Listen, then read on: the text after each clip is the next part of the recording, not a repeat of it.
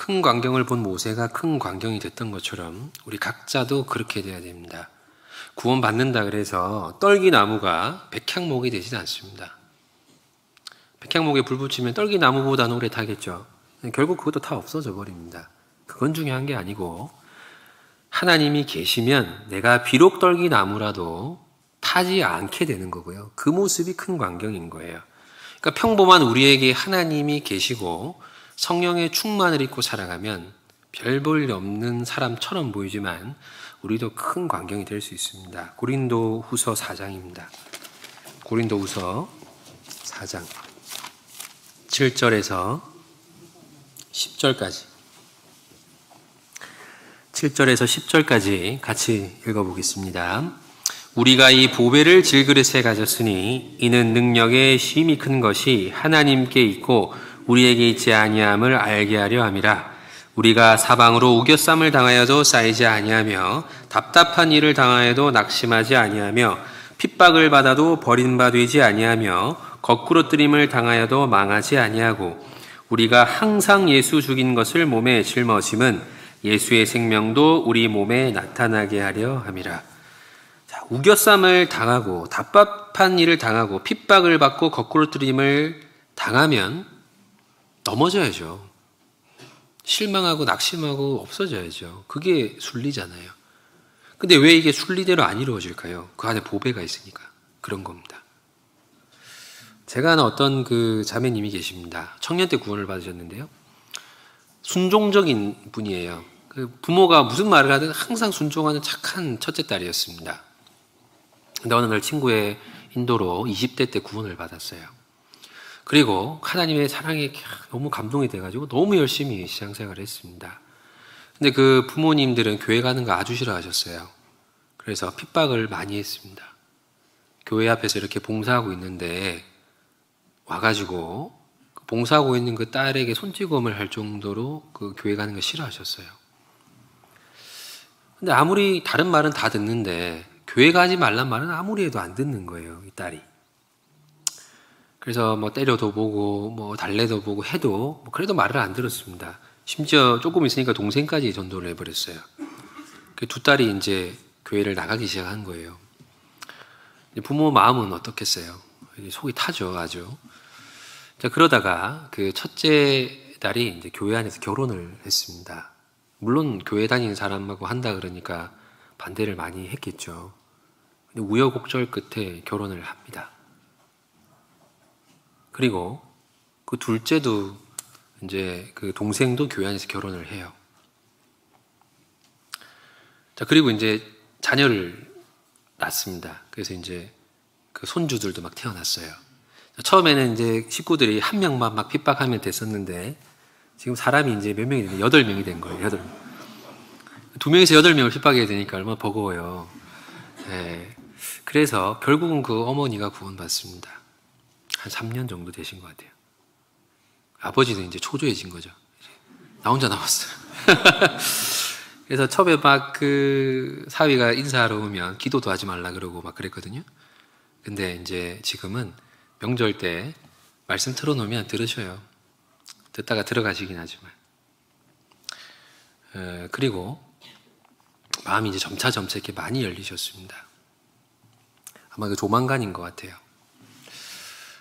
어째서 그 내가 예전에 이렇게 하라 그러면 순종했던 그 딸이 왜 그 문제만큼은 순종하지 않고 끝까지 이렇게 가정을 다 이렇게 복음화시킬 수 있었을까요?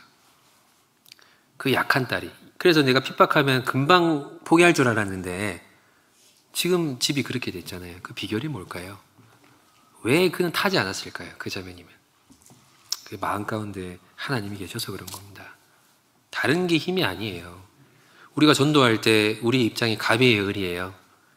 을 중에 을이잖아요. 을 중에 을. 기도원도 그랬습니다. 내가 우리 집에서 제일 작은 자입니다.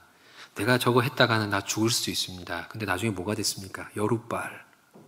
아버지를 이기고 가족을 이긴 사람이 아니라 바알을 이긴 자가 됐습니다. 가장 집에서 약한 자였지만 성령이 함께 하시니까. 내가 집에서 막내고 힘도 없고 그렇다 하더라도요. 그걸 바꿀 수는 없어요. 그러나 하나님께서 그 가운데 계시면 아무리 핍박해도 우리는 타지 않습니다. 믿음을 고수하고 고난을 참아내는 그 광경이 불신자들에게는 아주 특별한 광경이에요. 어떻게 저렇게 믿음을 고집스럽게 지킬 수 있을까? 그게 특별한 광경입니다. 결국은 그 광경을 계속 본 사람들이 바뀔 수 있는 거예요. 한순간. 그래서 고난을 받으면 받을수록, 핍박을 받으면 받을수록 소망에 가까워지고 있다고 믿어야 됩니다. 진전이 전혀 없어 보이죠. 특히 가족 전도가 그렇잖아요. 그냥 똑같은 일을 반복하는 것 같고 그걸 반복하는 게 나에게 너무 지치고 힘든 일인데 될 때까지 해야 됩니다. 언젠가는, 어느 순간은 그 마음을 바꿀 때가 있을 겁니다. 우리 안에 질그릇에, 우리 같은 질그릇에 보배가 그 가운데 있으니까 그렇습니다. 하나님께서 버틸 힘을 주실 겁니다. 예전 같으면 나도 낙심했겠지만 지금까지 신앙 지키는 것은 주님 덕분이에요. 지금도, 앞으로도 그렇게 살면 우리도 큰 광경 될 수 있습니다. 그리고 우리 개인이 큰 광경으로 보이려면 모세처럼 보이지 않는 걸 좀 보고 살아가는 모습이 필요해요. 바로의 공주의 아들이라 칭함을 거절하고 사람의 인정과 명예에 연연하지 않았다는 거죠. 그리고 애굽의 모든 보화를 버렸다. 세상 물질에 연연하지 않는 모습이었던 겁니다. 돈을 안 좋아하면 특이한 사람이죠. 사람에게 인정받는 거 별로 그렇게 안 좋아하면 그것도 특이한 사람이죠. 뭔가 생활 방식이 독특해서 특이한 사람으로 불리면 안 되고요. 세상 사람들이 다 좋아하는 거, 그런 거 안 좋아하는 거 특이함, 그런 특이함, 특별함이죠. 그런 건 구별됐기 때문에 특별한 그런 것들이 기이한 모습이에요. 야, 넌 어떻게 그렇게 술도 안 먹고 담배도 안 피고 정직하냐? 어떻게 그렇게 깨끗하게 사냐? 너 왜 그렇게 욕심이 없냐? 그런 게 특별한 모습입니다. 좀 손해를 봐도 괜찮아요. 누가 해도 되는 일은 제가 할게요. 그런 모습이 특별한 모습이에요. 그러니까 눈에 보이는 걸 버릴 줄 알고 눈에 보이지 않는 것을 바라보고 사는 사람. 바보라서가 아니라 더 지혜롭기 때문에 그렇게 살아가는 것. 그게 우리를 보는 사람으로 하여금 야, 저거 참 기이하다, 큰 광경이다 라고 할 수 있는 모습입니다. 그리고 가장 큰 모습은 사랑하는 거죠. 너희가 서로 사랑하면 이로써 모든 사람이 너희가 내 제자인 줄 알리라. 저 사람들은 하나님 제자야 라고 알 수 있는 가장 큰 증거는 서로 사랑하는 모습이라고 예수님이 얘기하셨어요.